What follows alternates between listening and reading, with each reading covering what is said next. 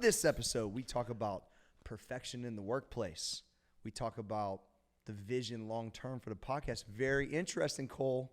Yes, sir. I mean, we dive deep into like creativity, our creative process, and our thoughts about, just all the gangsters we're doing. Says Tom Cruise. Go ahead, Trey. Yeah, I mean, this podcast really dives deep on just all the creative mindsets, how to separate your creative mindset and kind of make it play a role in your business. Yeah. What's your creative process look like, and how do you keep it flowing? Yeah, and I would argue that everyone needs it represented in their life, even if it isn't their business. Yeah. So I think this is a really cool episode. Let's roll to the show.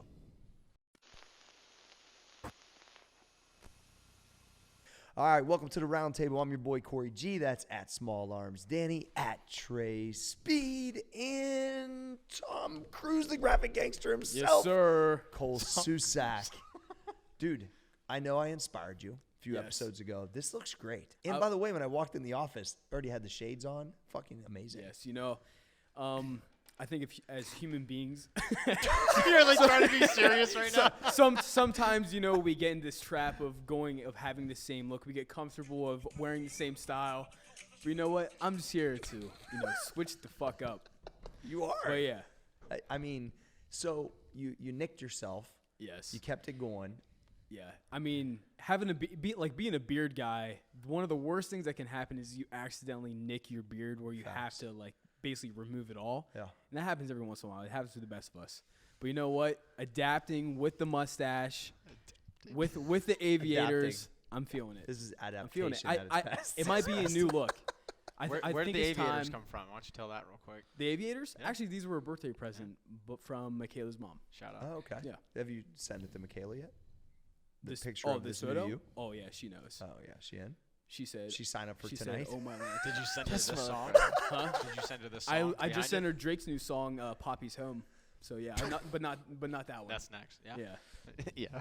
Trey, that's all super relevant. Like the Donda Drake situation. Like you following all that? Like what's the... Yeah, I am. Yeah, I figured you might be. So like enlighten me, please, as a 40-year-old man that doesn't... I mean, there's just understand what's a going lot of beef between Drake and Kanye West. on. Started by Kanye. Gotta be. Yeah, I mean, yeah, just like a lot of beef. So, but where it all kind of tied together though recently was that they're both released an album basically like 5 days apart from each other, and so there's kind of a whole beef on all that kind of shit like that going on.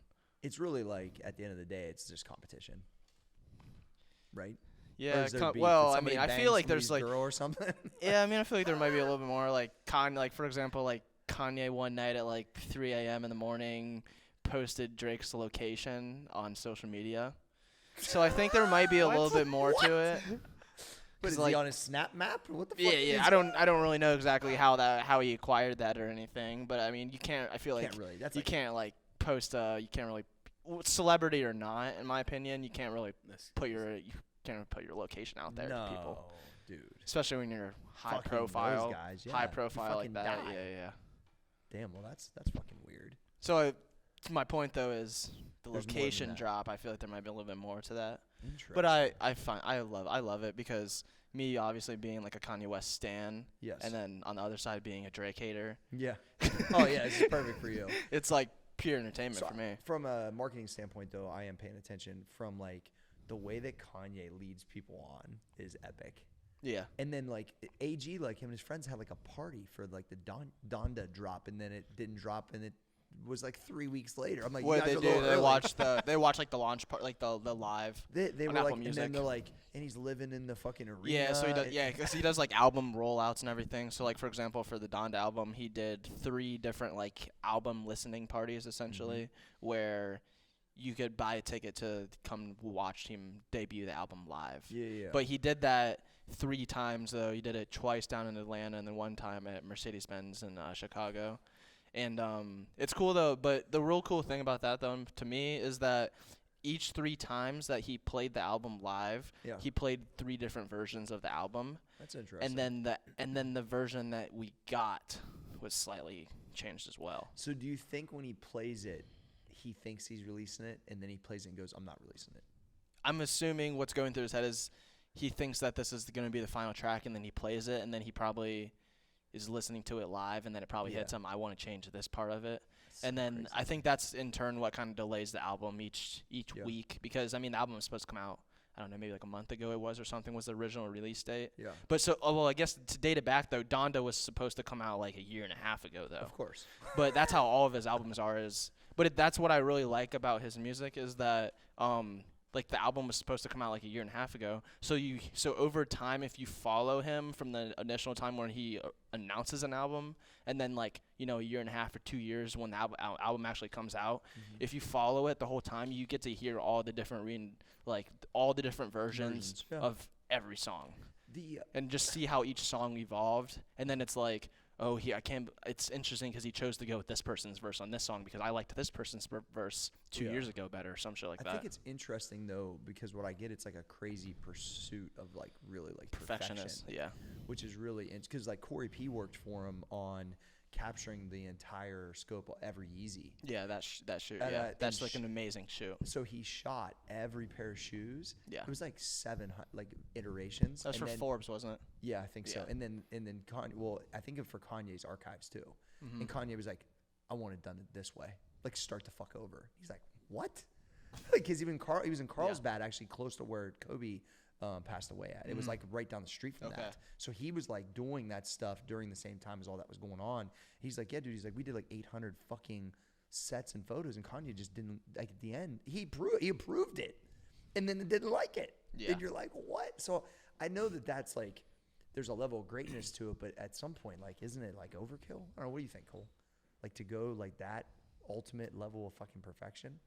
Yeah, I mean, if you think about it, like, especially me, I can sit back and look at a graphic and think, eventually there's a million different things I could do differently, but at some point you have to say, I'm just fucking fine with it, on to the next. That's how I think. Yeah. Yeah, So like yeah. me personally, I like it though because I wish like as like creatives, you didn't have the time restraint of you have to meet this deadline to make a certain amount of money to feed yourself, or true. that you are trying to meet this deadline for a record label or some shit like that. Like it's all on you, and that's why I really like when artists take like 5 years to put out an album. Yeah. Like I love that shit Because because what happens is on a timeline because what happens is artists put out 2-3 albums a year, Yep. and they're all mediocre and none of them are fucking good. Yeah. Fuck with that. Versus when someone takes 4 or 5 years to put out an album and it's highly anticipated, and typically most of the time it delivers. So when I was listening to one of the Nipsey's interviews, they were saying that there's great and then there's kind of shitty, that the mediocre album doesn't do anything for anybody. Either wait longer and make it like the Tupac double disc. It's something that you're gonna play. You listen, like Victory Lap will be played forever, right? Yeah. Like, but it took them like 4 or 5 years to really do all of that. So Yeah. it's like, but if you keep on dropping I think that's why a lot of these guys will drop mixtapes, but they're working on like that big project that is the fucking one that you love, you play front to back. Yeah. Which is kind of sick. So because I take so much from artists in general, like I always try to think of like different things about when we're working on stuff. But to your point though, Cole, at some point I go, I think I just need to be okay with this because it does have some sort of a deadline, and then just kind of move on to the next thing. I mean, mostly with me and like how I work, there's just too much shit going on. Yeah. I just can't afford the time to spend Yeah. 12 But the time million. restraint comes back to like something to do with business though. Like Yeah. I That's my legitimately point of it. I Like, legitimately couldn't spend a month just working on a Yeah. Get Stack cover to then not do anything else. I'm just falling behind.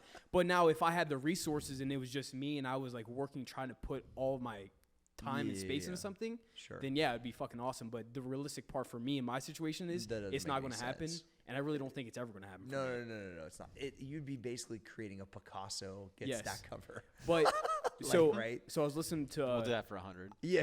yeah, I was reading Robert Iger's book, and he talks about the perfectionism. He worked with a lot of people at like Marvel and Pixar and Disney who spent all this time I just started that book, by the trying way. to do this, and he came to like with creative people, like they think of it, perfection is like the final product and stuff like that, but in his mind the perfectionism is just the mindset. It's the mindset of going in there trying to put all your effort into it, I fuck with expecting a great outset, not really worrying about like the final details. Just having that mindset and moving forward is what makes it so good.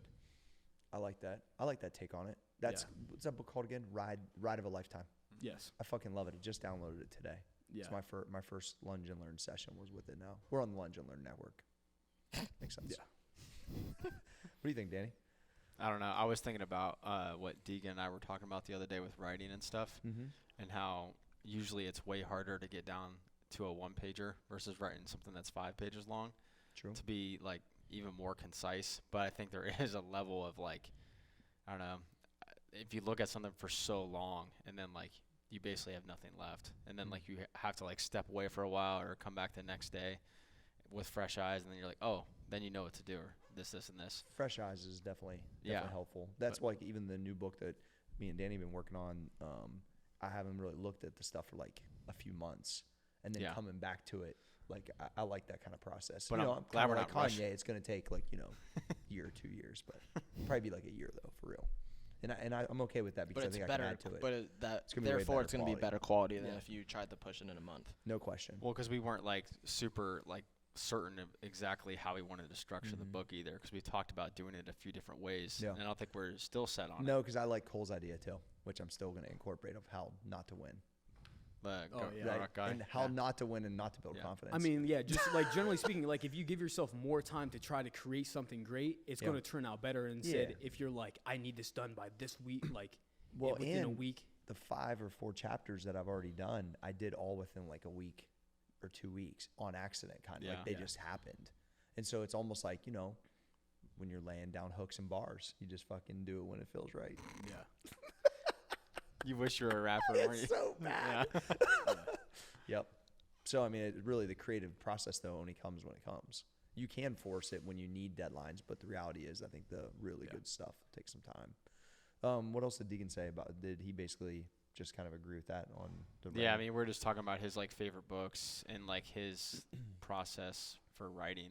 He just basically said he had a lot of shit up in here, that monkey mind or whatever, and had to get it out. So usually writing with no restraints usually is the most helpful, which is, I think, part of the creative process in general. Like, just not limiting yourself and, like, starting to edit as you go.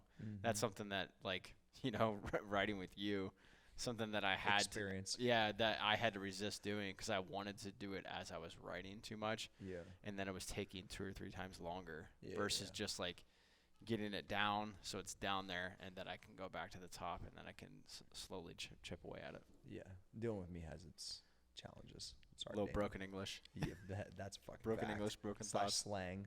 When you did your first T-shirt drop, Trey, did you overthink it a bunch, or did you? Because you're obviously a huge Kanye fan. So, like, how long did it really take you to get that out? Which I still wear for Psych Shop. Oh yeah, that shit took me forever. I thought so. Your point, like that was like, I don't know, maybe like a 7 or 8 month process. For what, like 2 items? Yeah, for like barely anything. Yeah, but you were. But fine that's with how that. I like it, though. I'd rather put out. That's exactly how I'd personally rather do it. Yeah, I still wear this shirt all the time too. It's fucking awesome. Yeah, and I feel like it ended up being something that you could literally wear for the rest of your life. So I agree. It turned out to what I wanted it to be, but yeah, it took forever. People would think like, why the fuck did it take so long to make a T-shirt? Yeah, but I made it. I configured it exactly how I wanted it to fit, wear, everything like that. Tag, the fucking everything. Colors. Yeah, all of it. And it worked out. Yeah, I agree with that. People fucked with it for sure. Yeah. Where we go from this, Cole? What do you think? I don't know. Microphone.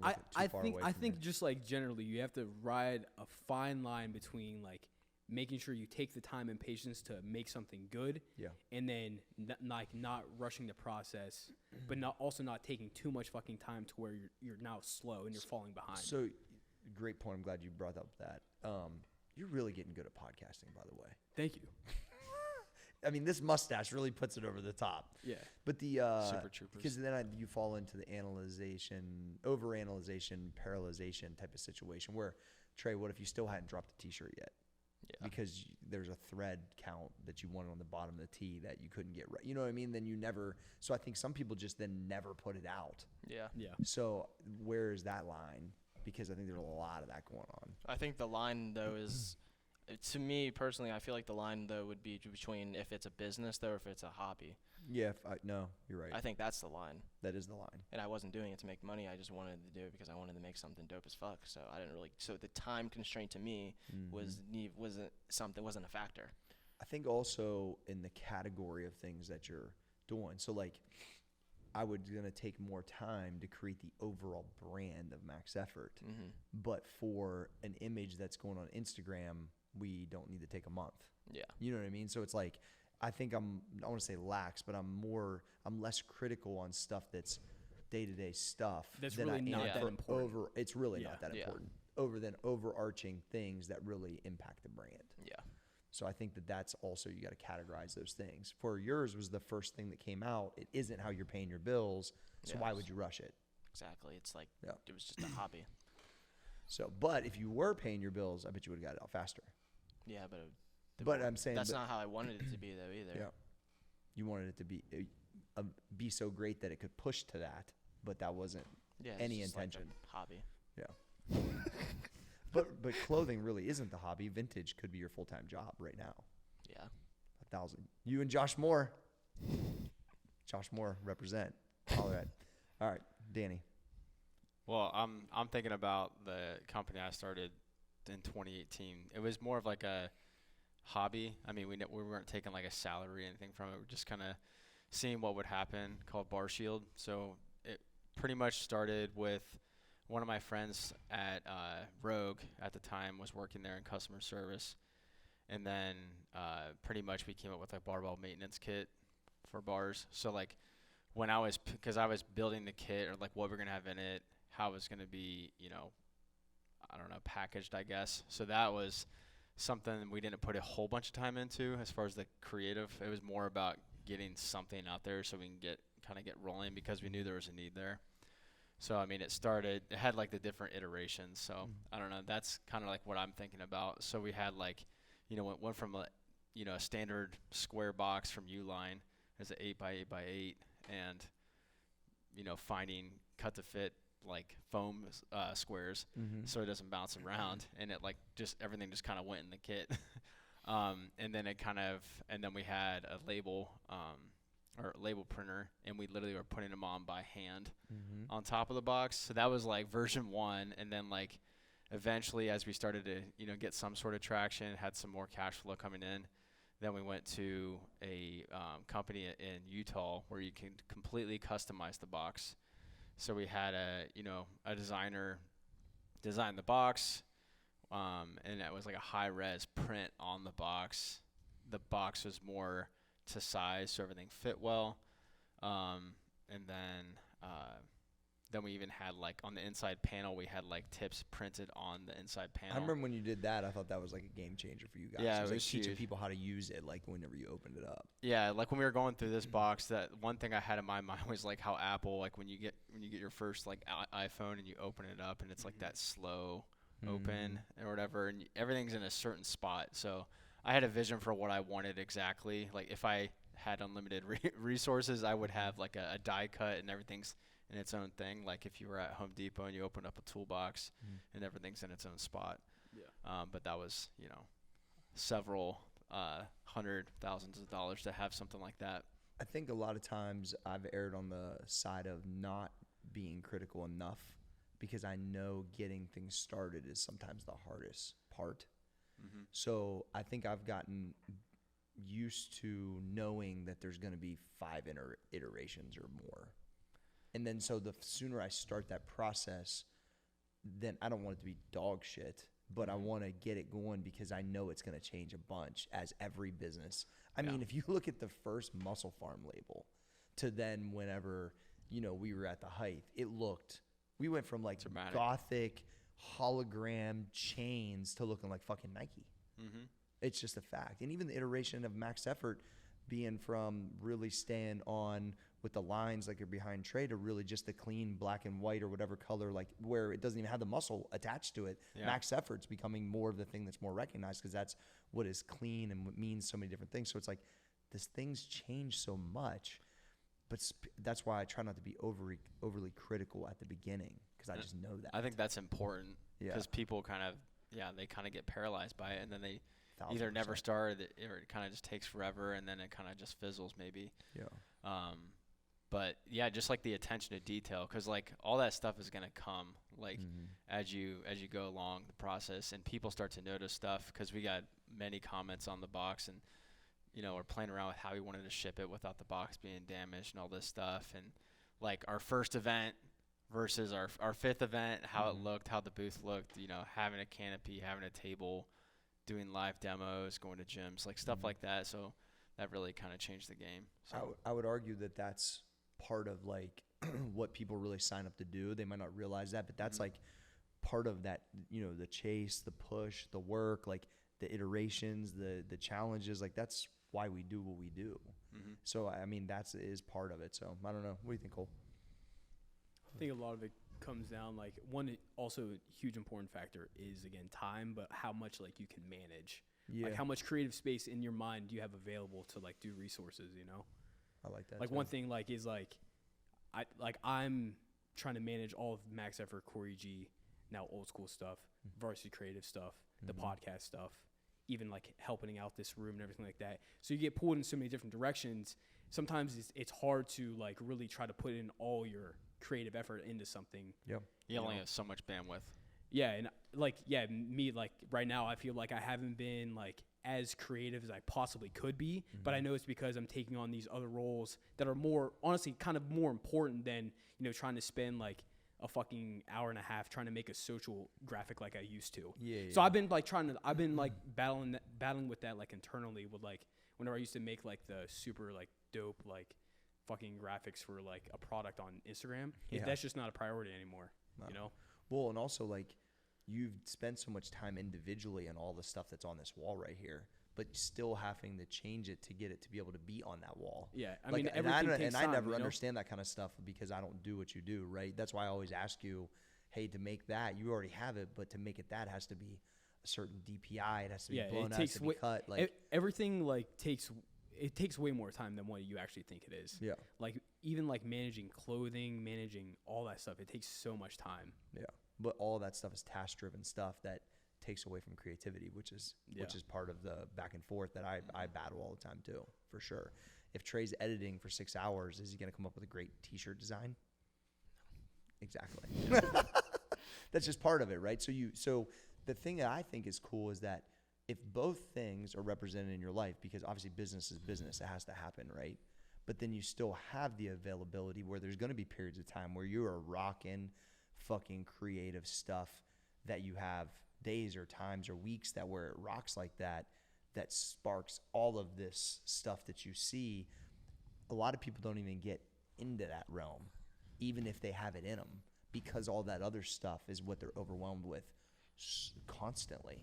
Yeah. And usually it's stuff they don't even like doing on top of it. You know what I mean? Yeah. There's a lot of creative people that are suppressed Well, basically their entire lives. Well, why don't you kind of talk about when you're in a funk or you're going through a drought? Like, what do you do, or who do you look to for inspiration, or how do you kind of come out of that? No, I think it's good. I think that I always return back to like certain material that I knew inspired me previously, whether it's certain books or interviews or whatever, or like just even I was watching the opening of the Marathon store on Nipsey's channel. Sparked a bunch of great ideas, from the interaction of the fans to the way it was set up to just the whole vibe of the brand in general. So it really gave me a lot of great ideas for what we got going on. I'll then, go to, I went back to a lot of Robert Kiyosaki stuff recently because that was where I started at, understanding liabilities and assets, really getting my kind of brain onto that. I think that I'll go searching for it in multiple places, but there's still only degrees of it that come from time to time. But here's what I've learned the most. When it's rocking, rock with it as much as you can. Ride the wave. So you got to ride the wave, because they are waves. Our whole lives are like this. Our business lives are like this. Our personal lives are like this. There's going to be waves where this fucking podcast is fucking an inferno, and there's going to be some stuff where it doesn't feel like it's just the way it is, right? But rep after rep. But when the wave is popping, that's why I'll send Danny 7 fucking things in one day, but then he might not see anything for a month. Because I might have other stuff that's business related that takes me completely out of that headspace. Because where I'm at the best is after I train for that next hour. It's like that hour when I lunge, and before, like, I'm Dad Corey at the house, and then I come and I'm in the business. And sometimes we can continue some of the creativity together here, right? If we're whiteboarding or shooting back into ideas. But the reality is most of that comes in that quiet time. And I don't even think people even outline that for themselves, to be honest. Yeah. Well, part of the reason why I even brought this up is because, well, it's something I do. Doing something completely has nothing to do with what you usually do on a day-to-day basis, something completely unrelatable. And then like I always like joke with Linda with like when you go on vacation or something, I'm like, just wait till he comes back, because when you come back, because you had that forced time away. Yes, and forced is a good way to explain it. It happens almost every single time. Yeah. There's like some sort of tidal wave coming. I know it's coming, so I just kind of like wait for you to throw it. That's why I quit resisting Rachel taking me on vacation. She just plans it, and I just go now. Something's gonna happen. Well, yeah, and I know Cole. I could tell Cole was overwhelmed when he was getting ready to go to New York. I'm like, hey, go fucking like have fun for a couple of days. You know what I mean? And go enjoy yourself, because you need it forced away. It's just what it is, bro. And because we underestimate what our norm is. I'm telling you guys have learned it from me, every one of y'all, right? Yeah. Now you're in the trenches with me, and you're in your own trenches on top of it. But the reality is, I got here because I could withstand it, but it was all of these things together the whole time, forcing myself to go do stuff on vacation, trying to go, things are up, things are down, but this period of time that's happened, that's why it's been such an interesting life. But it's like, but it is tough. And not everybody feels like a fucking 1,000,000% all the time. You need that forced time away. It's important. That's why I think communication of all of us going and doing things is important. Yeah, like sure. 1,000,000%. It's like always there. Like you can always like feel like there's like always feel like there's like something I have to be doing. Here's the biggest thing about having a real team. I know that if something needs done, and you guys know if something needs done, not one person here is sitting on their hands. It'll get done. So if somebody needs to go do something so they can be more effective, then we got to go do it. It's just what it is. You know what I mean? So like me going to bed at night thinking, I wonder if Cole did a good stat cover. I'm not going to ever think that. Or Danny's going to post on it if we got the fucking podcast shit done on time. Whatever your roles are that day, including my role, am I going to create it so we can fucking put it up? No one's thinking that. No. So like if you take that whole thing out of the equation, because there's an understood amount of gangsterness that just happens on this crew, on this podcast, outside of this podcast, and all everybody's individual roles of what's happening, that really is the hardest part. We just have to manage the ups and downs of all of it. Like Nipsey said, I was watching another interview, and they were like, are you going to do this? Are you going to do that? Are you going to do this? What do you want for the store? What do you want for the music? All of it. Fucking all of it. We have the skills to do all of it, and at a great level, and at an impactful level. This right here, big sign, Showtime, Barstool, whatever, all of it. It's all here. We're building it. That's why we got Content Kyle back here sitting on the ones and twos now. Maybe it is ones and twos, actually, just different ones and twos. But you know what I'm saying? But like to process this for a long period of time is fucking difficult. And it's the separator. It is the absolute separator. And you guys know what it takes now. And as you continue it, you're already separated. Every one of you guys are already separating yourself from the crowd. It's a fucking fact. So it's like, it's a lot to process. You've been listening a lot. What do you think, Trey? Nothing. I'm just listening. I know. I can see you. You're downloading over there. Yeah, I'm just downloading. So, but I mean, you've continued to see it. Yeah. But also, like, you came to me on times where you were pressed, overwhelmed a little bit, but then you just fucking like figured it out, got back inspired, fucking took it another notch, increased your fucking level of your capabilities. Like, so, I mean, but people get stuck there and then they just quit. Yeah. I mean, you just can't quit. Right? So it's like, I think the process though, so what I'm trying to do a better job of is I take for granted that there's something inside of me that's different than what's inside of a lot of other people. It's always felt that way. I'm not saying I'm better. I'm just saying I went through enough dumb shit and I can rely on it and channel it in a way that is made me different. But not everybody feels that way. So I'm trying to like really help them be able to push through things that will potentially make them great. Yeah. So I don't know. What would your advice be to somebody like in like a corporate setting? Because like you said, we don't have to worry about us doing each other's roles or if it's going to get done. And I feel like that is a huge, huge bottleneck probably for any organization. So if you have someone that, you know, is constantly needing something from this person or that person, like what is your advice to them? What's your advice, Cole? Go to the fucking higher ups and try to get around them because they probably actually do real business. They're and at this point, they're not on the ground. do you talk to them They're first? not the boots on the ground, huh? Do you talk to them first? I would just straight up go try to fucking figure out what they're doing and how you can help them. Fuck your guy Todd who sits beside me. Like his shit ain't. Fuck you, Todd. Yeah, Shout out Todd. Shout out Todd. Yeah, yeah. No, I'm just fucking. Yeah, but like if dude like if he needs a fucking email, like I'd be trying to go see what the higher ups are doing and how I can help them just on the free time. Like your fucking girl Linda who's trying to email you about something, that shit doesn't fucking matter. Like go forward, fuck HR, fuck all that shit. So That's what I all would right, do. Cole, this is great exercise. So if we take Cole out of this environment and pop him in that environment, Now yes, not Cole, but now. I would have to become like I would have to Look, skip he's all nervous. that He's shit. nervous. I would have to skip all that shit. There's no way I could just go in and like now I got some dude named like fucking Brian telling me like what's going on about some dumb shit that is not important. Yep. Chad. Like I'd probably like just go quit and go like try to do something else. Honestly. Well, small story from, I guess, the company I was with, who must not be named, I guess. We'll just leave it there. No. But I was in the internal sales and service department. Mm-hmm. And so pretty much they have this like career, like defined path for you, right? So basically telling you this is what you're going to do, like 2 years in, 4 years, whatever. And I'm like, this is fucking stupid. Like, why am I just going to like agree to this or whatever? So you'd have like meetings every month with your manager and they'd ask you like what do you want to do? And I'm like, well, I don't want to be in this department. I want to be like in like marketing. Mm-hmm. Like that's where I want to be.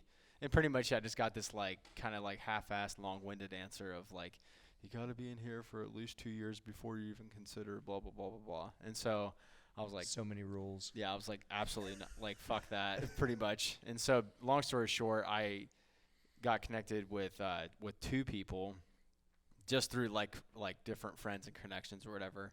So one of them was the guy who did the marketing for this company because they had a partnership with the NFL. Mm-hmm. Like he was like with the league, so that was part of his responsibilities. But that was like super tight group, so there was like nothing available. But like he was like, yeah, you can come like work at the Memorial Tournament, blah blah blah. But I'd already left by then. But I was gonna do stuff like that. And then the other person they worked for like the realty division of the company, and so I actually had an interview for a position or whatever, and like that was the most excited I'd ever been when I was there the entire time, because basically I was going to be like I would be working with like business owners and like tenants in those buildings to help them grow their business. Mm-hmm. And I'm like, see, now this is where I want to be, but like that would have never even happened. Is the key if I didn't go out of my way. Something just came to mind, kind of what Trey said and what your story you're telling right now. The Bar Shield model, which was your business you had before, you could have done while you did that job, right? Mm-hmm. Let's say you didn't come work with me. So you could have had a side business that would have made more joy in your life because you had pursuit, right? You're not just in the corporate environment. So it's like, I think there's a lot of people that aren't going to go do their own thing all the way. It's just the fucking truth, right? And I understand because it's difficult. But you should have that something that does challenge you that you really enjoy. Like Trey talking about his shirts, he was going to do that anyway. It didn't really matter what his regular job was, right? I don't think any of us have like a regular job at this point, but so we do so many different things. But like if Trey had a 9-to-5 at a corporation, he's probably still going to do the shirts. Or if he doesn't, he should be doing that still. Yeah. Because that's going to give you a little glimmer of what we're trying to talk about, right? There's a pursuit, there's an excitement, there's something extra outside of what the norm is that then can become something that you want to do. For sure. What I mean? I think there's an element that's lost with a lot of people because they don't have that extra thing that's like, even if it doesn't make a lot of money, but you're into, like I had a friend that is a barber and he loves building old games and he sells them and he makes just a few bucks here and there, but it's like, but that's when he talks about it, you can hear absolutely loves it. You know what I mean? What do you think, Cole? I mean, it could just be like hobbies though too. Like it doesn't have. It is like a hobby. It doesn't have to be like something you make money on though. Like if you like to, I don't know, fucking sew or some shit like that. Like okay, when you get home from your 9-to-5, just fucking sew. Yeah, crochet. Yeah, like just some crochet shit like that. Fucking it's gonna give you more enjoyment probably than your 9-to-5 did. Yeah. Like, but it gives you your whole point though is it gives you a glimmer of other shit you can do and like enjoyment to your day and everything. Mm-hmm. Yeah, I think it's important because I think people have lost that. Yeah. Well, like the only reason that we stopped doing bar shield is because stuff became much more intensive here, and with Blaine, like, and then there was distance between us two, like geographically and everything. So it just like it came back to bandwidth. Like there just wasn't enough there, and that really bothered me. I'm like, I can't give this even like 50%. Yeah. And so we just had to have that, hard conversation of like, yeah, this is probably. But how much you learned through that? Oh my God, yeah, and the people we learned or we met and stuff like that, and the connections we made. With like, Danny Lear. I mean, he's a fucking investor. Shout out Danny. Shout out Danny. Yeah. So hugely valuable. Sick. I think that glimmer is important to hold on to though, because I think like if you're really kind of signed up for the 30-year thing and you really ain't loving it, which is most people, by the way, then I think that extra hobby / thing that you personally work on, like, I think about like I had a friend also back in the day that was a contractor and he kind of ran his own business, but I could tell he was kind of not really super into it, but he built golf clubs on the side because he really liked fucking golf. He went and took a class of how to actually like buy the shaft, get the fucking thing, put it all together, and he started building custom clubs for people, a couple sets a year. But like he would talk about it all the time, spend a lot, and it was a hobby, made a little bit of money from it, but he started to think like, if I got good at this, maybe this is what I could do. But it's just like, I don't know. I'm really hearing a lot of people out here that really don't have that thing. And, maybe lifting is one of it. Lifting for a lot of people that listen to this, that's like their extra hobby. What happens if you only train one client? Gotta have an outlet. Yeah, you know what I mean? I think that impact on one person is pretty great. So, I mean, that's how it started for me. You see that with one person and it changes everything how you feel. You're like, damn, like, what happens if I help 30 people like this? Or thousands of people like this, like we do on the app. You know what I mean? It's wild. That is wild. It's really wild. So, I don't know. I think there's a lot of just good random takeaways from the conversation today, though. So like if you, want to start cross-dressing, you could do that. That's like a hard right? I think Tyler's the most likely here. Sea liver. Yeah. I was trying to say that with a straight face. Yeah, you failed. Yeah. Did you see Joe Ponder's shirt he had on today? Yeah. Can you please describe what was on the back of it? It said, I know it said, what did it say? Something. I don't know what roll coal is. Roll coal. But I mean, it's a coal miner thing. That's what I would think. I would know that. Raise hell, roll coal, eat ass. Yeah.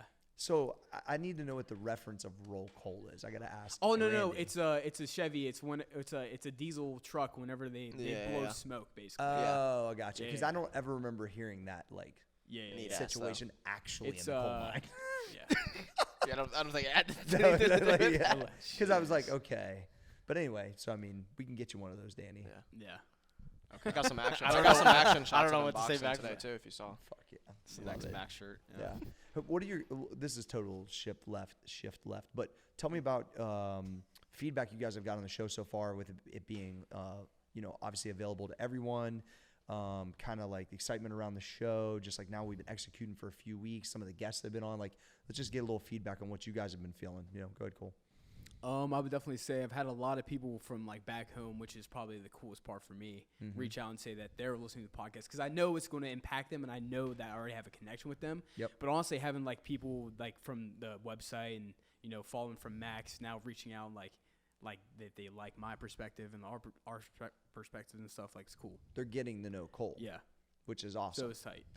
The back home thing was really interesting for me too. The first podcast that started doing well. Because people could start to see like what I'm really about. Because these are things that like I'm never gonna have conversations with acquaintances about. It's just one, I don't have time. Two, it's never gonna come up. If I see him at the gas station, that's not something we're gonna talk about. So I think being able to articulate myself in a whole different manner, people have a whole different like vibe for you after that. So it's pretty cool. How about you, Trey? I'll say it's cool. Like my mom can listen now. Yeah, that's pretty cool. But I mean, it's just cool. Like to be able to get to a whole bunch of people and everything and stuff. I mean, I don't really have a whole lot of feedback, honestly. Yeah. I would argue that your mom will get to know you way better now. Yeah. As has mine too, from just listening to like my adult perspective on life, not my little kid perspective. It's pretty cool. Oh, yeah.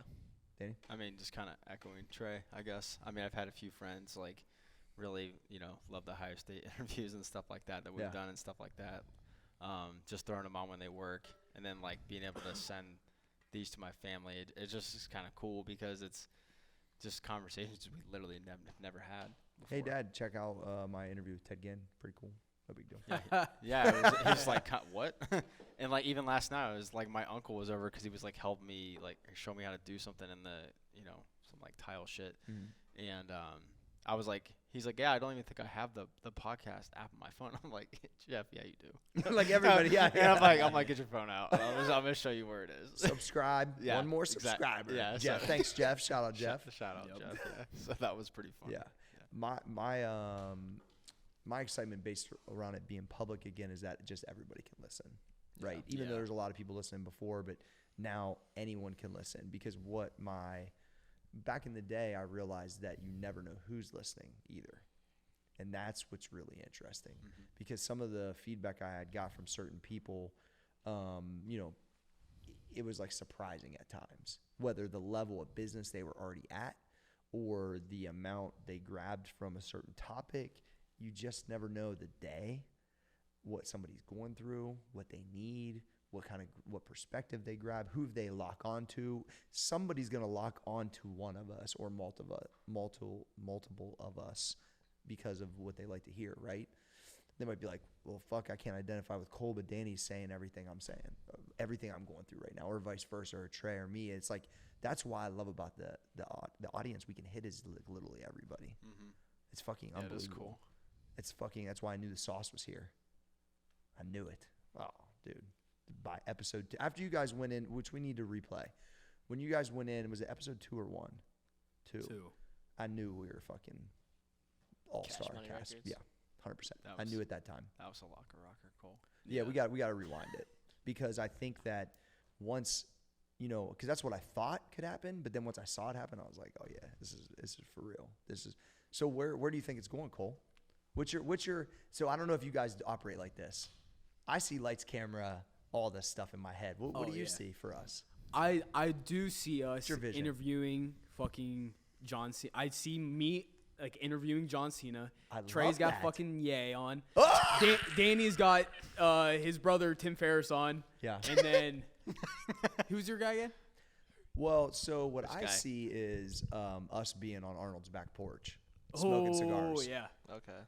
Yeah, that's what I mean. And I've already obviously interviewed him, but I want that experience for the podcast Yeah. because his back porch is like fucking epic. I see us being on HBO. Yeah.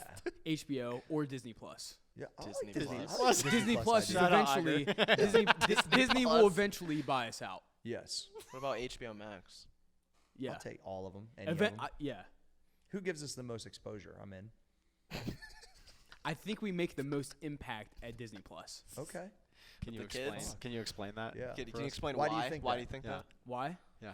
I think Is that it because you've read the book? Put this Well, in the fucking. all right, put this in the well, fucking universe. now hold on. Now let me say we're not going we won't be right beside the fucking Marvel movies and shit like that. Okay. But ESPN has or Disney has ESPN. They have Hulu. Yeah. We'll be featured on that. If the parents buy fucking Disney Plus for the kids, they're wrapped up in this whole Fuck circle. yeah. Can you so say then fuck if the on kids, Disney Plus? so then if we're somehow intertwined with like kids who are like 10 growing up and hearing us rap fucking gangsterness about money and all this epic shit, how could they not get hooked? Then the next thing you know, then the next thing you know, they're 17 and they're fucking banging their heads off the walker, because we got that fire shit. Then all of a sudden now they're in college making that money, doing all that shit. Then they go have kids and it's a whole fucking cycle. Yeah. And who are they gonna look to? They're gonna look at Can you just Uncle imagine Corey, Uncle watching Cole? Hannah Montana You know? and flipping the channel to this? Yes, I can. I'm telling you, eventually Disney's going to become where they run all fucking media, and they'll need this business. They're gonna need stuff, content like this, and that's where we fit in the ecosystem. Yeah.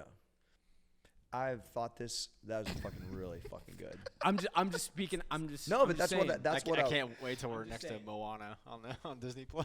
Podcasts. Hey, podcasts are only becoming bigger and bigger. You see the deal with the Caller Daddy chicks with Spotify, And Joe Rogan. Yeah. When Disney's eventually be like, we're missing that fucking space. Yeah, and Who we're we like, gonna grab? and I've always wanted to be like on the unsigned hype, like the source used to put. That's like us right now. Yeah, We got the fucking chops. Yeah. We're the unsigned hype.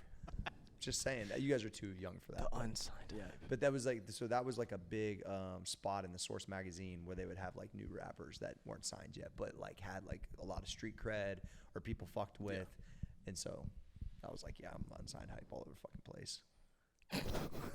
What do you think, Trey? What do you see, buddy?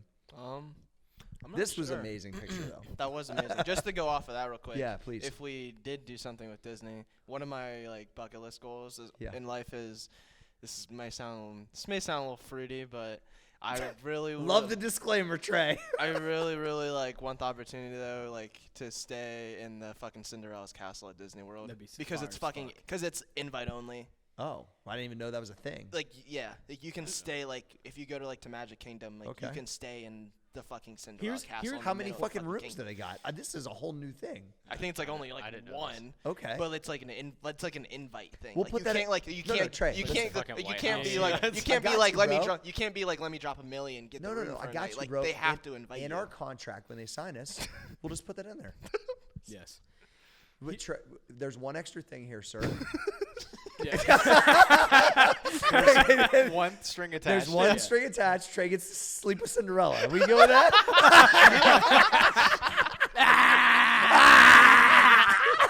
Oh my god.